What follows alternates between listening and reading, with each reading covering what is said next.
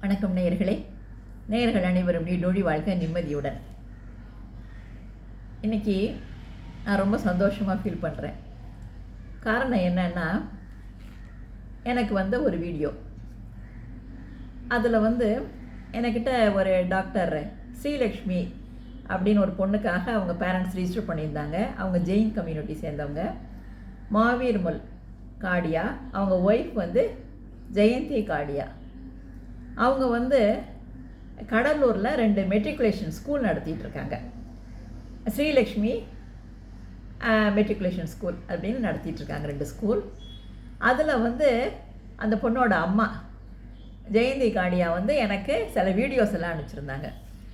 என்னென்னா, மேடம் நான் இப்போ உங்கள் வீடியோஸ் எல்லாம் நிறையா பார்த்து நான் ரொம்பவே பக்தி ஆகிட்டேன். என்ன இப்போ எங்கள் வீட்டில் காலையில் எந்திரிச்சு விளக்கேற்றுறது, என்ன சாமிக்கு பூஜையெல்லாம் பண்ணுறது எல்லாமே செய்கிறோம். இப்போ ஒரு மாதம் 1.5 மாதமாக செஞ்சுக்கிட்டு இருக்கோம். நான் எங்கள் பூஜை அறை எங்கள் இதெல்லாம் உங்களுக்கு வீடியோ காட்டுறேன் பாருங்கன்னு சொல்லிவிட்டு எனக்கு வீடியோ எடுத்து அனுப்பிச்சிருந்தாங்க. அவங்க ஹஸ்பண்டும் பேசினார். மேடம் எங்கள் வீடே உங்களால் நல்லா மாறி போயிடுச்சு மேடம், என்ன ரொம்ப சந்தோஷம், உங்களுக்கு என்னோடய நன்றியை தெரிவிச்சுக்கிறேன் அப்படின்லாம் அவர் பேசினார். அதாவது நம்ம யூடியூப் சேனலோட நோக்கமே இறை சிந்தனையை மக்கள்கிட்ட கொண்டு வரணும். ஆன்மீக கருத்துக்கள் எவ்வளவு சொல்ல முடியுமோ அதை சொல்லி இறை சிந்தனையை மக்கள்கிட்ட கொண்டு வரணும்.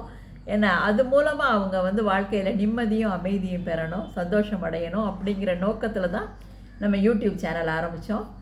அதனால் சில பேர் இந்த மாதிரியெல்லாம் கூப்பிட்டு பேசுகிறப்ப, சரி நம்ம யூடியூப் மூலமாக ஏதோ ஒரு சின்ன ஒரு வீடுகளில் ஒரு சின்ன மாற்றத்தை ஏற்படுத்த முடியுது அப்படிங்கிறத நினச்சி பார்க்குறப்ப ரொம்பவே சந்தோஷமாக இருக்குது.